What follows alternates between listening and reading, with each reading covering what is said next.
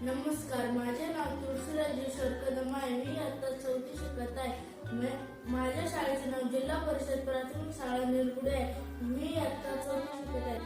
मी वाचलेल्या पुस्तकाचे नाव बोधकथा आणि ह्याच्यात छोटे छोटे प्राणी दिले आहे आणि हे त्याचं मुखपृष्ठ आहे आणि त्याच्या मलपृष्ठावर छोटे छान छान गोष्टी दिल्या आहेत. मी आज सांगणाऱ्या गोष्टीचे नाव आहे बबलीचे उत्तर. एक बबली होती.